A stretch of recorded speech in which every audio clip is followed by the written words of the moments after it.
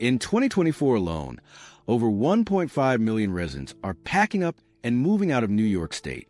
This staggering population shift isn't a new phenomenon. Figures show a persistent exodus of over 9 million people departing the state between 2012 and 2023. New York, the iconic Empire State, has always been a symbol of ambition, culture, and endless possibilities. Yet, in a dramatic reversal of fortunes, New Yorkers are now abandoning the state's vibrant cities and scenic landscapes at an alarming rate. So we have to ask, why is everyone suddenly fleeing the bright lights of New York State? Number 6. Growing homelessness crisis. The Empire State is facing an unprecedented internal crisis, one that is visible on the streets of its largest cities and quietly stretching into its suburban and rural communities. The growing homelessness crisis in New York State. This is not simply a New York City problem. It is a rapid, statewide surge driven by a cruel combination of factors. Between 2022 and 2024, homelessness in New York more than doubled, a rate of increase over 4 times that of the rest of the nation. This exponential rise means that nearly 1 in 5 of the nation's homeless now reside in New York, a statistic rivaled only by California. An estimated 303,200 homeless people live in New York, a crisis that has intensified far beyond national trends, nearly doubling between 2022 and 2024 alone. This isn't just a matter of street visibility. New York's homelessness is largely a shelter crisis due to its unique right-to-shelter mandate, but the sheer volume reflects a profound structural failure. The primary driver is the lack of deeply affordable housing. As median rents have soared and incomes for the lowest earners have stagnated, the gap between survival and street life has become a yawning chasm. Only 35 available rental homes exist for every 100 extremely low-income households, forcing families into overcrowded or unstable situations that are one missed paycheck away from disaster. Crucially, the recent spike has been exacerbated by 2 key factors. First, the post-pandemic surge in eviction proceedings after moratoriums ended has propelled long-term, low-income residents out of their homes.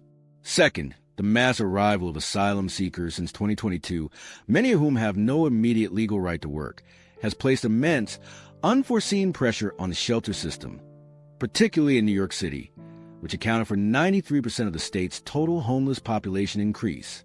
Over 60% of the state's homeless population now consists of families with children, with nearly 1 in 3 homeless individuals being under the age of 18. This shift from a predominantly single-adult, chronic homelessness issue to a family crisis underscores the economic root of the problem. While New York provides more shelter beds than any other state, the system is straining under demand. The tragic truth is that for hundreds of thousands of New Yorkers, the state has become the most difficult place in the nation to find an affordable, secure place to call home. Number 5. Housing costs 200% above the national average. The rental crisis. The promise of New York State, the cultural engine, the financial hub, is increasingly being overshadowed by a crushing, unaffordable reality, and the core of the problem lies squarely in housing. Housing costs above the national average is not a hyperbole. It is the stark metric of New York's crippling rental crisis. The median asking rent in New York City, which drives the state average, requires a typical household to spend well over 30% of their income just for shelter, which is a federal definition of rent-burdened. For many middle-income families and essential workers, that burden soars to 50% or more, forcing them to make brutal trade-offs with food, healthcare, and savvy. NGS. The crisis is fueled by a chronic and systemic supply shortage. Despite the overwhelming demand to live in or near the economic opportunities of the metropolitan area, construction has lagged significantly behind population and job growth for decades. Experts point to complex, highly restrictive zoning laws, costly and slow permitting processes, and a challenging geographical constraint that makes it incredibly difficult and expensive to build new housing, especially at affordable price points. This scarcity artificially inflates the cost of every available unit. Crucially, the ripple effect extends far beyond Manhattan. As New York City rents soar, often forcing a household to earn over $150,000 just to avoid being rent burdened, the demand for units in the cheaper, outer boroughs like Brooklyn and Queens and further upstate regions explodes. This push has led to the highest annual rent growth in the state's more accessible areas, trapping even minimum wage workers who now require over 75 work hours per week just to afford their share of a typical two-bedroom apartment. The state's cost of housing has created a powerful financial current, silently sweeping the working and middle class out of New York entirely in search of a place where a stable job guarantees a stable home. Number 4. Rising crime and the shift in public safety. The public perception of safety in New York State has become a major concern, often overshadowing official statistics. While New York City police reports in 2024 and 2025 show a significant decline in specific violent crimes like shootings and homicides, often reaching near historic lows, the overall feeling of disorder and certain crime categories remains stubbornly high compared to pre-pandemic levels. The true state of crime is more nuanced than a single number suggests. Major felonies, which include robbery, burglary, and grand larceny, were still elevated by approximately 30% in the first half of 2025 compared to 2019, fueling a pervasive sense that the state is less safe than it once was. This disparity between official data and public fear is driven by two main factors. First is the dramatic surge in specific property crimes. The state, particularly its major urban centers, has seen an explosion in grand larceny of a motor vehicle, a crime category that has soared by nearly 200% since 2019, consistently breaking national trends. Additionally, high-profile retail theft and shoplifting incidents, while often categorized as lesser crimes, contribute heavily to the daily sense of lawlessness and are cited by businesses as a major reason for closing or relocating. Second, the debate over New York's progressive criminal justice reforms, notably the 2020 Bail Reform Act, remains at the center of the controversy. Critics argue that the law, which ended cash bail for most misdemeanors and nonviolent felonies, has created a revolving door justice system. They contend that the rapid rearrest of repeat offenders contributes directly to the elevated nonviolent felony numbers and exacerbates public fear, making the policy the single most significant political and social flashpoint in the state's public safety discussion. This combination of elevated property crime and the intense political debate over justice reform is what keeps the issue of rising crime top of mind for New Yorkers contemplating an exit. Number 3. The triple tax threat, highest combined tax burden. New York State, the supposed land of opportunity, is actually the epicenter of financial reality shock fueled by what critics call the triple tax threat.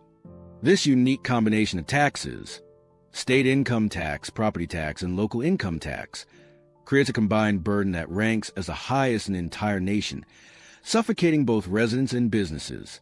The high cost of living is amplified by a voracious government appetite for revenue, resulting in a system where New Yorkers pay significantly more per person in taxes than residents of any other state, 63% more than the national average, according to the Citizens Budget Commission. The first prong of this threat is the state's steeply graduated personal income tax, with top marginal rates soaring to nearly 11% for the highest earners.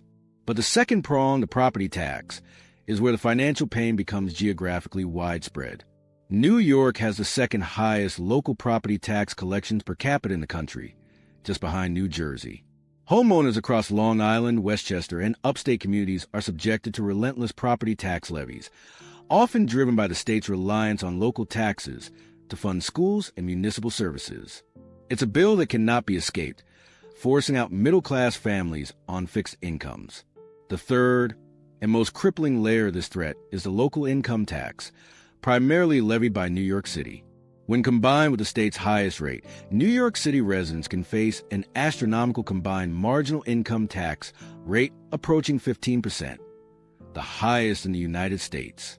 This toxic combination means that a significant portion of every dollar earned goes directly to the state and local governments. This triple tax threat is the hidden truth behind the exodus. Number 2, the regulatory nightmare. Small businesses can't breathe. New York State, the supposed land of opportunity, is actually becoming the regulatory nightmare for its small businesses. This is the hidden truth behind the exodus. While megacorporations can afford an army of lawyers and compliance officers, the state's 2.2 million small businesses, which are the true backbone of the economy, are facing a crushing wave of licenses, fees, and red tape that makes simply staying open a constant battle.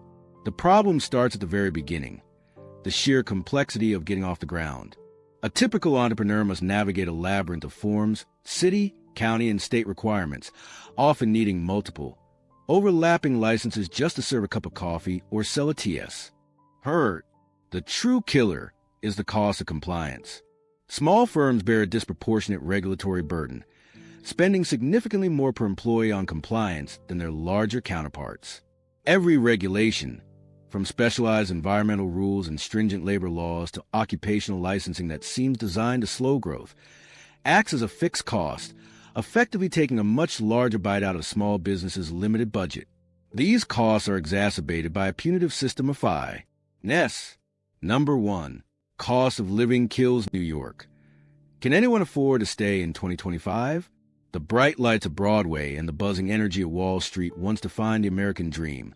But in 2025, that dream is suffering a slow, painful death under the weight of an unprecedented financial burden.